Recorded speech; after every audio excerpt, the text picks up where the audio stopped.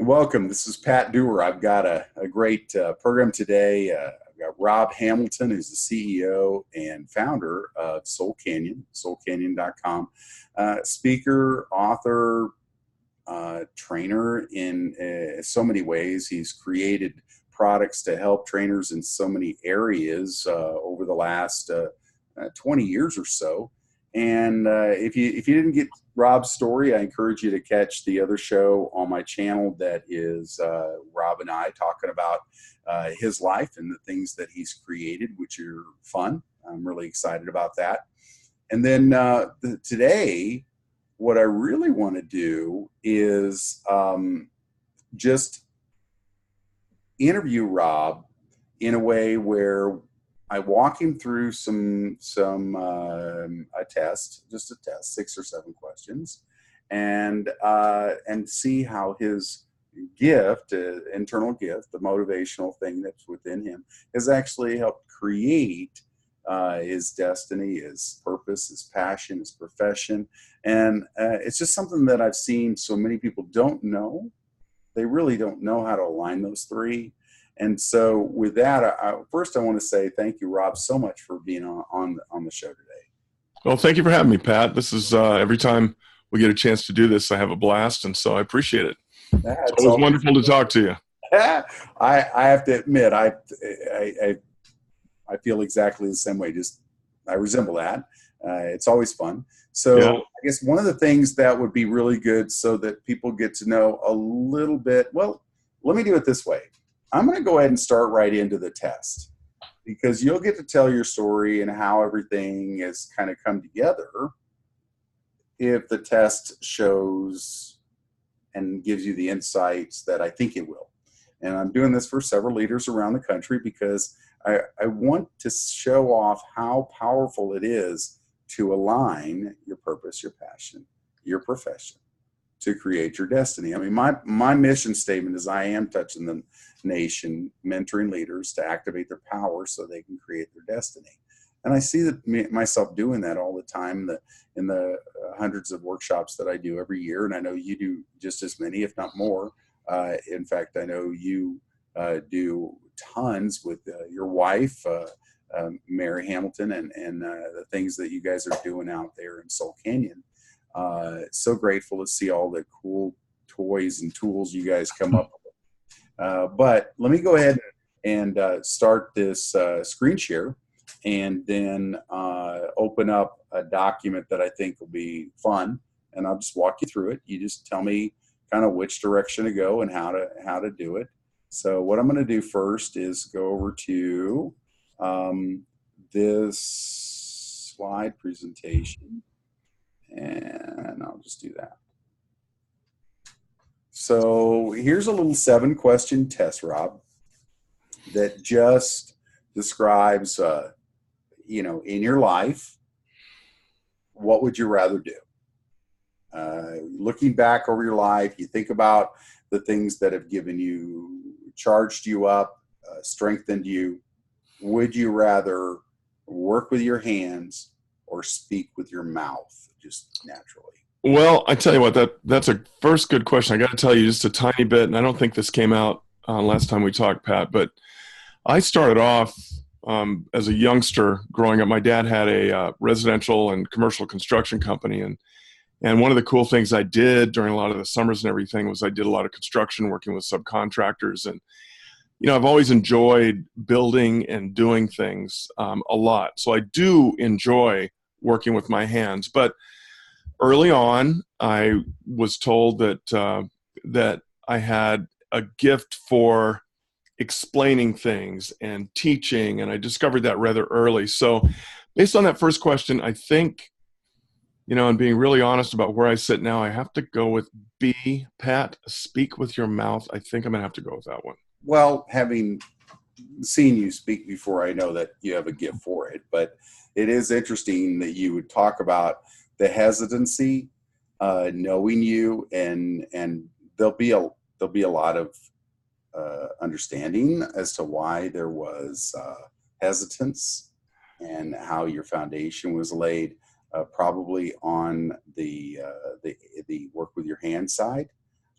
but in your life, you've chosen to go speak with your mouth. So to form an opinion about something, Rob, would you rather go by what you feel or believe already, or research it until you're confident? Well, initially, that's a cool thing. And you teach belief systems all the time. The whole thing about belief systems is it's a program and it makes things easy. So you're going to have a natural tendency to want to go with what you feel and believe. It just makes things easier in a lot of different ways. It's the program inside of you. But I feel super strongly about B, that I think living this life really boils down to two things. Once you have a belief system, it's important that you live consistently with it. But number two, it's always important to be questioning your belief system relative to new information that's out there and things that, bring your belief system into question. So I would definitely have to go with B on that one. Yeah, well, and I totally get that. The thing that's funny about the gifts, these are just areas where we charge up. It's areas of our life that we can do easily all day. It doesn't drain us. We tend to just flow in it in some ways that are uncanny. So the idea in this little test is just go, okay, if there was one major one, then we can look at that gift first. Do we tend to have more than one? Sure. In fact, I encourage people to balance the gifts with the gifts. But until you understand where you charge up, where you have the primary motivational gift within you, then it really doesn't make a lot of sense. So let me do this. You are done. Out of that. Yeah, I see. I dead ended out right there. So no. All I can say is I resemble you on this one, in the same place. But okay, so those of you that want to get a copy of this, you're free to email me. I'll put my email up a little later, but it is patrick@doersuccess.com. You can get this little test. You can go through it. And then the next thing we're going to go to is the assessment of the characteristics of those gifts and how they manifest in a person's life. And then you email me and I'll send you the PDFs on both. Use them at your will, at your leisure. I just encourage you to, when you go through this, don't second guess yourself too much and just find one initially. It'll make a lot more sense as we go through the rest of them. So you're done. You're on number 2. Let's look at what number 2 means. And the survey said, number 1 is mercy. Number 2 is teaching. Number 3 is serving. 4 is giving. 5, professing. 6, exhortation. And 7, administration. So number 2, teaching. Well, let's look at the characteristics. When you look at mercy, mercy's number 1. It's funny, but I see a lot of mercy in you. Always looks for the good in people, is more concerned about emotional distress, loves to do thoughtful things, okay? But teaching, when you look at this and I think about your life and the way that you present yourself, presents the truth in a logical, systematic way. What did you say people used to say? They say I have a knack for being able to kind of break things down and explain just exactly like that first bullet point. So it's kind of cool to see. Loves to study and do research. I've never seen you not doing research. You're always looking for new cool things to put into your workshops and into your videos that you do training on and things of that nature. It's funny, that tends to neglect the practical application of the truth is that sometimes teachers know what to do, but they don't always do what they know to do. Now, for me, I know you're fit and all, but I have this amazing elliptical in my living room. I don't know what it does, but Well, I mean, it can also be used, it's a very utilitarian device. I mean, to hang shirts right after they've been ironed. And you know. Yes, it has been used. Yes. Okay. So, anyways, but there's also other aspects of this. Sometimes we do learn things that we're supposed to do, and we don't always do them. Is easily sidetracked by new interest. That's for sure true. Yeah, that is for sure true. I don't know what you're talking about. Yeah. Yeah. How many books do you have going right now? I have at least half a dozen books going right now. Yeah. Not even counting the audiobooks and stuff. So for sure. I resemble you. Yeah. And then, tends to be emotionally self-controlled. You don't lose your cool. You tend to, and then often as a select circle of friends, it's not like you exclude people. It's just that you resonate with people at a certain level. And so it just, people tend to are attracted to that. And usually it's not large numbers, and at the core, it's just a group. And that makes sense. Yeah, that third point, I want to go back to that if I could. Because I think the way you explained it, in terms of I don't always do the things that I know from a prioritization standpoint or an application standpoint I necessarily should be doing. I'm going to tell you, when I teach, though, one big filter on material that I teach, and I talk about this in anything I teach, is if this doesn't have an application in the real world, I'm not really interested in it. So I have a tendency to be extremely tactical and applied in terms of what I teach, to the exclusion of things that may be part of the outline or may be part of the content. But if I don't see an application of them, I just can't get the same level of push behind teaching them. I don't know if I'm being clear there. I believe, and one of the things that'd be good at this point is to let me stop sharing the screen for a second and just talk to you about the things that you have been doing. You have been a trainer and a speaker for about 20 years. I know you've touched thousands of people's lives around the country. Your topics are interesting because, though I see a lot of mercy, absolute teacher in you, your gift is that you really connect with people at an emotional level, but you teach Vulcan topics mm-hmm. for people that are better with numbers than people. How do you connect the gift of teaching with its direction in your life to open up your purpose, your passion, and profession? Yeah, so the whole idea of being able to break something down and put it in front of somebody in a way that light bulbs can come on has been something that's been my fire for a long time, since long before I can remember, to be able to transfer knowledge in a way that I can, when I'm empathizing with the way someone's receiving it, to break it down and customize the message. So the overall message, to be able to take it back down to earth, wind, and fire and build it up from there, but also being able to adapt the way it's delivered from wherever someone is coming from. And back to that practical application thing. Yes, I teach Microsoft Excel. Yes, I teach because of my background, all the different financial topics, reading and understanding financial statements, all that kind of stuff. But we have a proprietary personality assessment system that we developed. And in developing that system, it's really on the shoulders and on the foundation of Myers-Briggs and DISC and other things that that I was certified on in the early 2000s. Insights, I was certified on in Austin, Texas, back in 2001.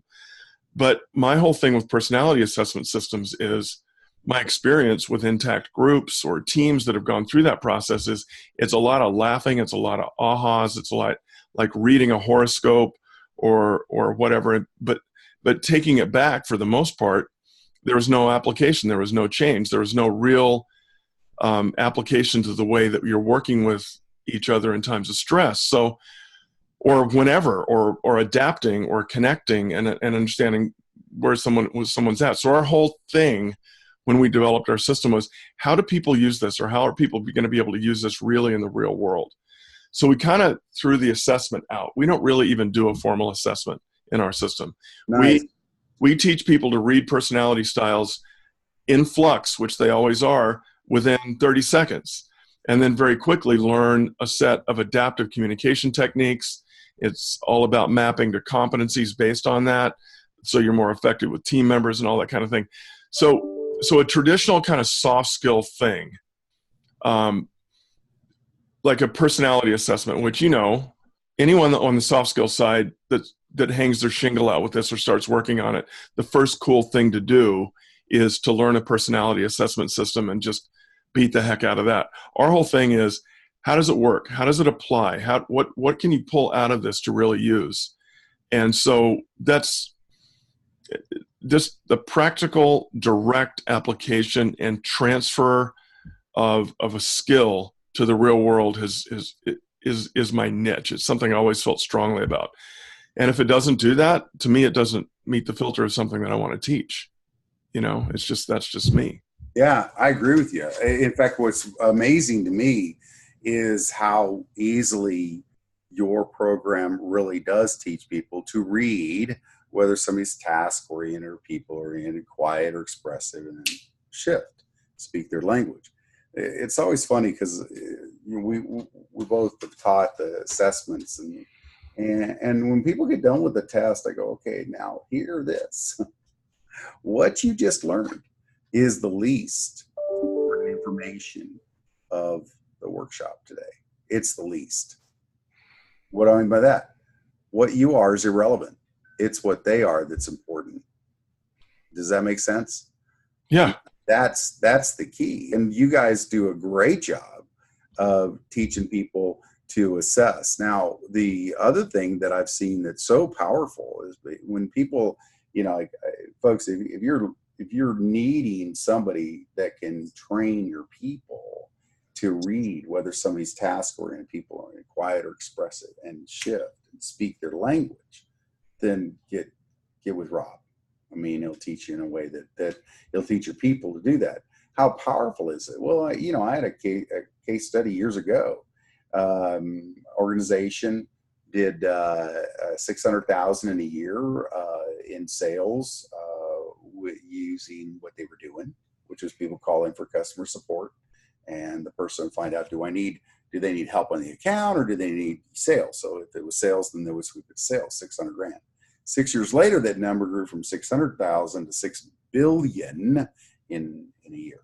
6 years it grew to 6 billion with a B.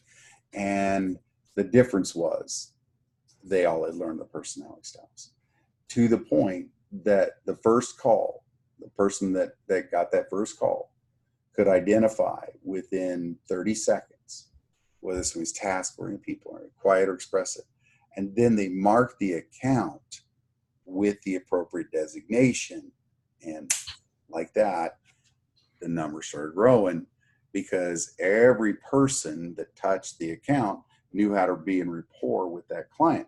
That's the secret to really understanding personalities. And I love what you do. I've seen your work and I love it. And I just encourage you folks, if it's something that you're wanting your people to communicate more effectively, a better rapport with their clients and their coworkers, I mean, just talk to Rob. Now, the thing that's kind of interesting, I want to take you a level deeper in this. Absolutely. Cool. So I'm going to go back to sharing my screen again. And what I want to do is take you to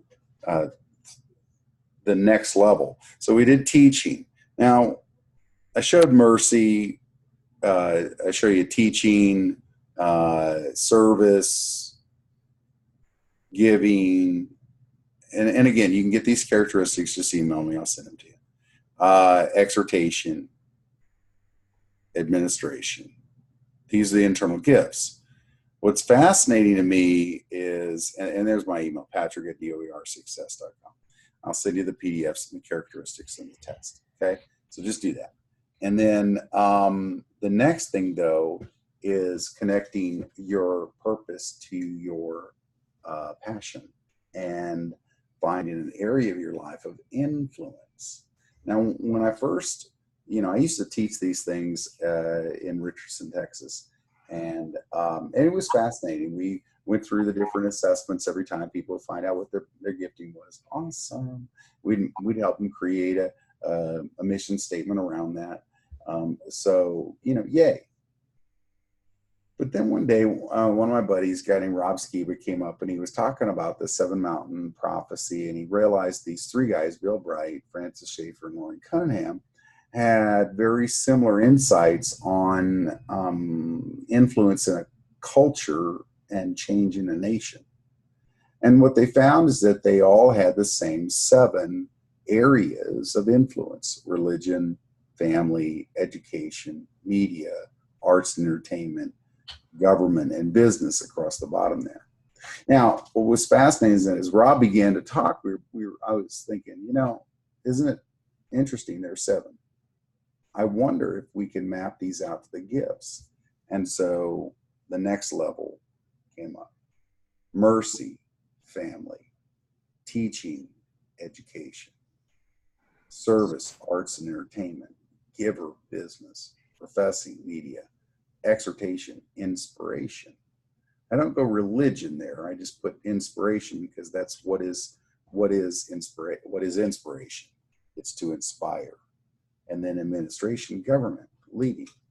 And I thought that was fascinating. Well, the number of people that I've seen when we go through and we start tying their gift to their area, it shifts everything. It's amazing how sure enough they're in that area. Now, as a teacher, education,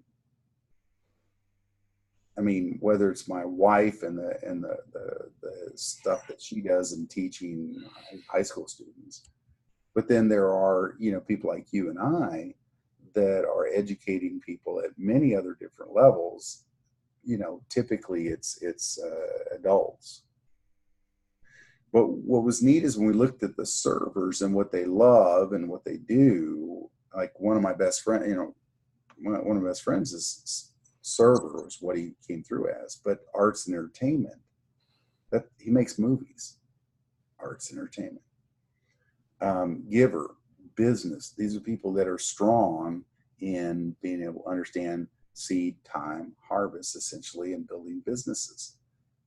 It's not about giving, it's about attracting the resources. Professing, media. Well, what is professing? Speaking the truth. Well, we wish that media spoke the truth, but that's their design. And then you have exhortation, inspiration, administration, governments. And the main thing that I always try to do is say, how is your gift giving you an area where you have incredible power to influence? When you think about the ways that, I don't even know how many people you've touched in the last 20 years. Do you have any idea how many people you've spoken to? No, I don't. It's got to be in the hundreds of thousands, if not, more. But when you just kind of extend the average seminar size, and then I've done webinars, I'm sure you have too, that have had lots and lots and lots of people in them. But when you do all that, it's just, and then all the people they've touched, if people are doing if your message is really inspirational, one of the first things I encourage people to do is to share what aspect of what they just attended was the most impactful for them and how they're going to use it with at least 3 other people when they leave.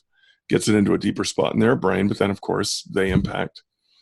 So when you think about second, third level, it becomes a ripple effect.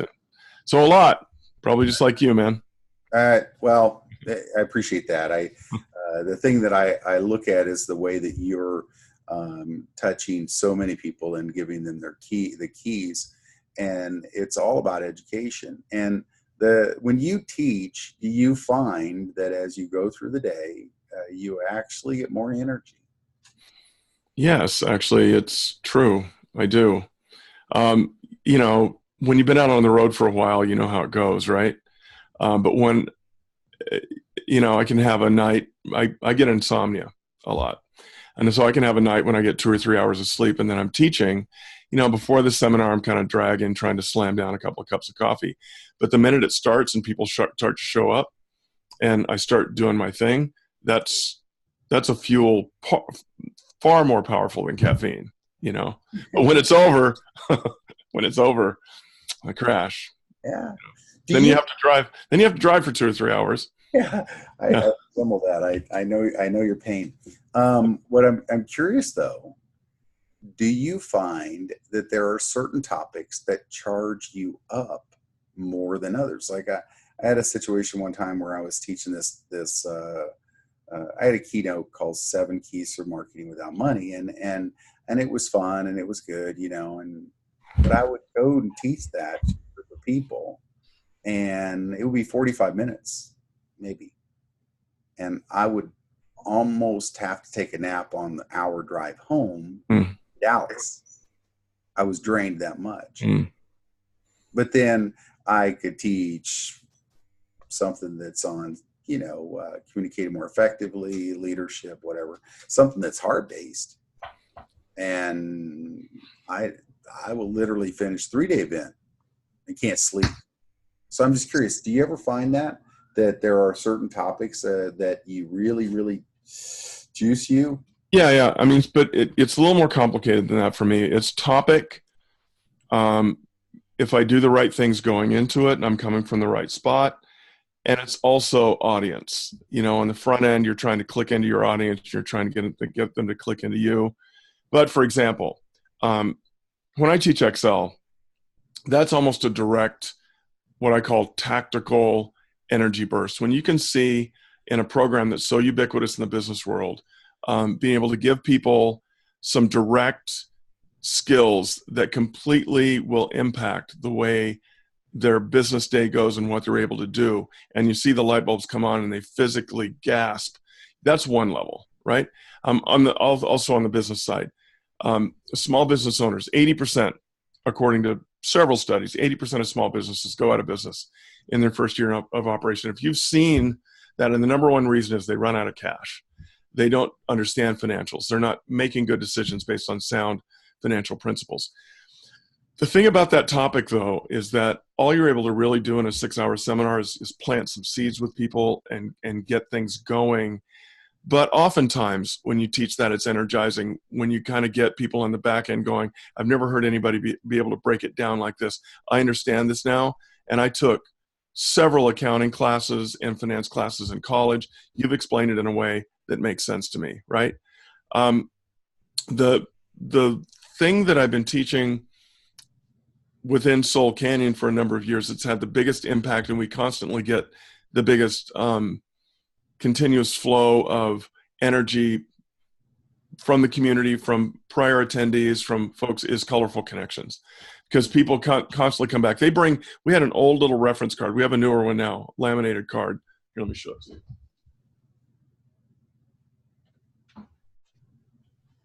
This is our new one, but we had the older version of this that we handed out when we first started teaching this class.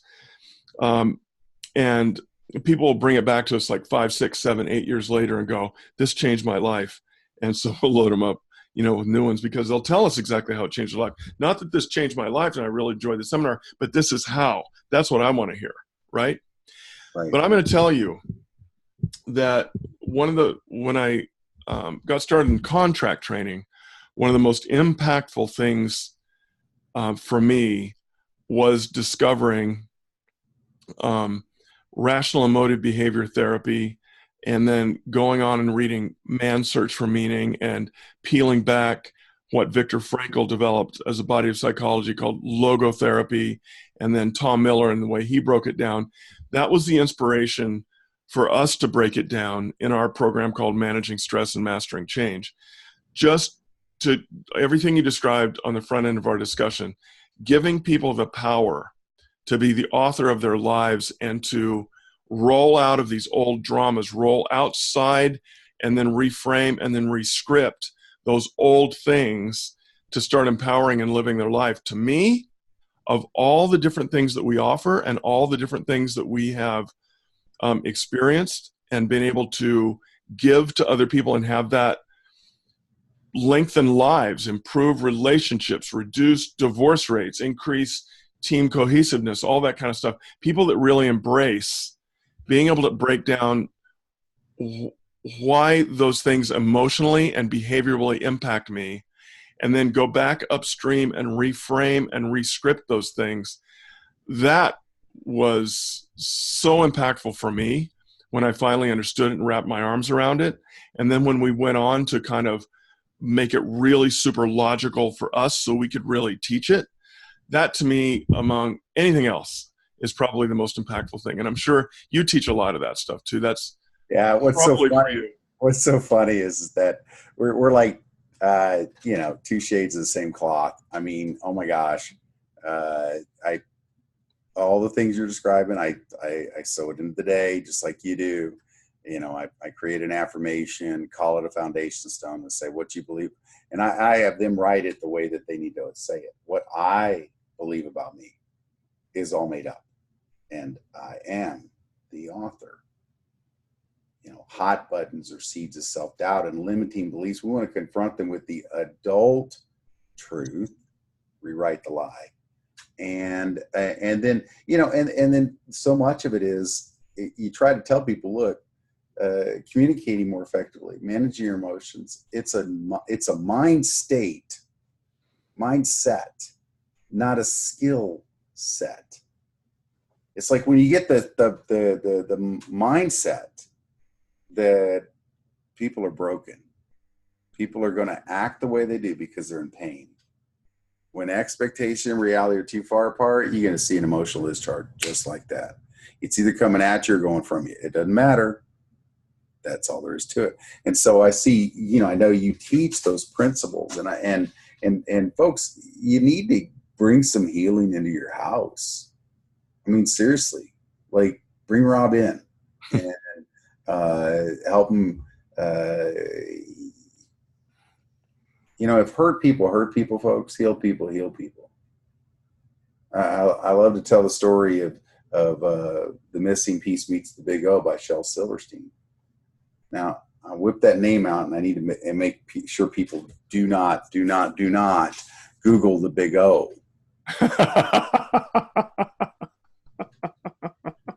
Do not. Yeah. The Missing Piece Meets the Big O by Shel Silverstein.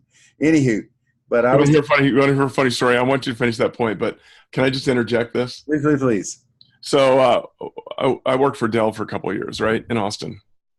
And, Southwest Airlines is a big deal. I had just read the book Nuts. Have you read that? No. Really, really good book. The guy, and I'm sorry, it's just escaping me right now, the guy that was so foundational from Southwest Airlines. Well, their ticker symbol on, I believe, the NASDAQ was LOVE, L-U-V. Oh, yeah. I think it still is, and L-U-V. Yeah. Right? So my first opportunity to book a flight on Southwest Airlines, I thought, well, it'll just be their ticker signal. So I'm in there now you can just imagine what happened. So I'm in my new place of work in Dell, and I type WW. Yeah, you get what I'm saying? Yeah. So it's totally unintentional. So quickly hit the X's to close out the windows when they started popping up. And of course, you're on a massive server at Dell, and of course, there's all kinds of like alarms that start to go off. Sure. Because you just hit enter with a search term that is going to get you to a specific place. That's right. Anyway, finish your thoughts. Sorry, man. I just had to. I don't even know what I was talking about. I do. It's just funny, but my point though is Shel Silverstein. Yes, but you read that book, right? Or looked through it, and don't you see that when you went through that process of transformation, how you became more whole, you became more healthy inside, and you attract people into your life that are either as bent as you are in the opposite direction, or as whole as you are. That whole people heal people. Yeah, I would agree. Early on, when I started this work formally, leaving the corporate world and starting my a training business, Soul Canyon, did a lot of work on the law of attraction, which I'm sure you're well aware of. I initially held a lot of credence on the fact that if you get centered on who you are, if you're willing to define who your life's mission are, and you can do that in a way that it resonates. I mean, just be in the iterative process of constantly making it resonate, then those things that are going to be designed to help you fulfill that mission will be drawn into your life. I've come to believe that that latter part only happens with inspired action, that when you do something, when you take the action, it becomes more clear because you're working in that direction and you have a vector of what you're after, right? But early on, I kind of believed in the magic of it, and I got to be really honest, I don't think there's any magic at all. I think it's you being focused on what it is that you want and getting clear about that, about what your gifts are, what you want and what you want to take them, and then taking inspired action in those directions. I think that's what makes it happen. I couldn't agree with you more. I mean, that's kind of why I did this series on interviewing leaders that, and just saying, you probably, these things, these gifts are in you because they've manifested so many times. But a lot of times when I start to walk somebody through this, it's like, that's freaky. And sure enough, that's exactly the way things show up in my life. And I'm like, cool. I mean, the thing about it is that when you finally dive into the river of your core competency, your gifting, and begin to do what you said, inspired action, something from deep within here, it's like you're released. It's that you begin to attract into your life more situations to do what you're designed to do. I know in my life it was the same way, Rob. I saw teaching was my gift. I thought no way I couldn't, and then I finally started to open myself up to it, and within a few months things began to shift dramatically, and then all of a sudden, 15, 16 years later, I raise my hand and go, I think I could do this, and like you, do hundreds of workshops a year around the country, and you just go, isn't that fascinating? So it is. One thing I want to make sure, Rob, how can people get a hold of you and get a hold of the Colorful Connections and the other the kind of managing emotions materials? So talk to us. Tell us how that. Yeah, so there's a couple ways to get in contact with me and with us. The best way is our website, www.soulcanyon.com. We have all of our products out there. If you want to see samples of what the products look like, I have a YouTube channel. It's under my name. So Rob Hambleton, Hambleton. You go out there, you'll see a lot of really cool stuff, samples of all of the programs that we offer. There's a lot of free Excel tips and tricks out there, and that I think you'll really enjoy. We're very active. You could come and join our Facebook page, Soul Canyon Facebook page. We'd love to interact with you out there. We'll sometimes put live streams and different things out there. I'm on LinkedIn under my name, Rob Hambleton, Hambleton. I put stuff out there every once in a while, all the traditional social media venues. But the best place to just kind of get up to speed with our story and who we are and kind of see our stuff is our website, soulcanyon.com. Okay, now you're assuming that people are not like me, that they actually know how to spell. I can think of 3 to 5 ways to spell everything. So soul being you got it right here. So it's www.soulcanyon.com. Yeah, I appreciate soulcanyon.com. I really appreciate you doing that, because I've seen you type it, but you could spell it SOLE. You could sell it. Yeah, you get the idea. Anyways, by all means, folks, hey, connect to Rob, Facebook, soulcanyon.com, soulcanyon.com. And then also, if there's any of the materials that I'm showing here, and you want to connect to me, I'm Facebook or LinkedIn, like he said, it's kind of, that's where we hang out.